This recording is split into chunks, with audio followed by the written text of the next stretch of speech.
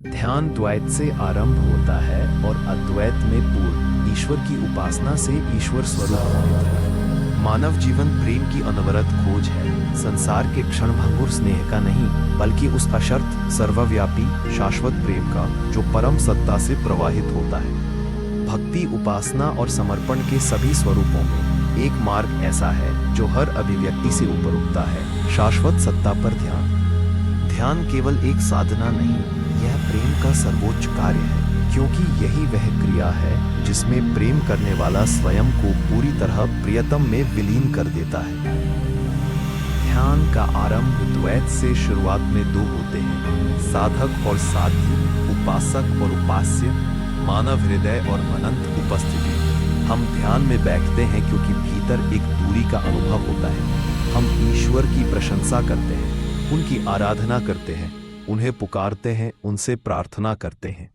यह आराधना ही पवित्र है, यह विरह की सुगंध है, दूरी की मिठास है, और यह स्वीकार है कि स्रोत स्वयं से ऊंचा है। इस चरण में प्रेम एक सेतु बन जाता है, मन झुकता है, हृदय खुलता है और अहं का पकड़ गीली होने लगती है। साधक महसूस करने लगता है, जिसे मैं प्रेम कर रहा हूँ वह बाहर नहीं है, वह मेरे ही अस्तित्व की धड़कनों में छिपा है।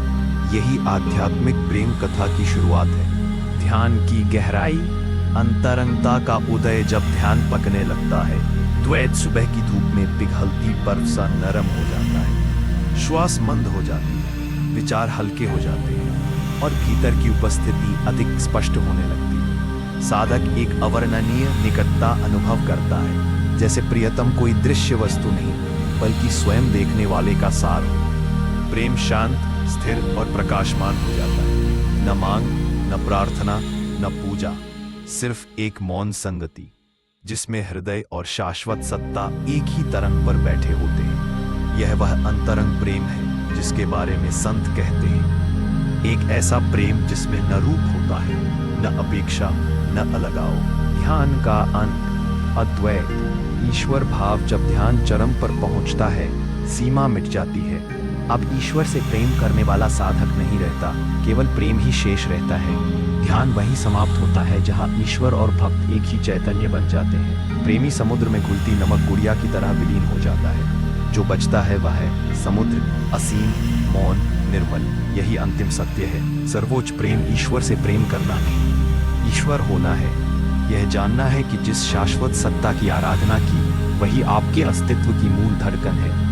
द्वैत एक लीला था, अद्वैत सत्य है। इस अनुभूति में ध्यान प्रेम का सर्वोच्च रूप, शाश्वत सत्ता पर ध्यान प्रेम का सबसे शुद्ध रूप है, क्योंकि यह कुछ मांगता नहीं, यह कोई फल नहीं चाहता, यह अहं को विलीन कर देता है। यह आपके असली स्वरूप का उद्घाटन करता है, यह विरह को अस्तित्व में बदल देता है। साधक पहले कहता है, मैं ईश्वर से प्रेम करता हूँ, फिर समझता है ईश्वर मेरे माध्यम से प्रेम कर रहे हैं। अंततः देखता है, मैं वही प्रकाश हूँ जिसकी खोज कर रहा था।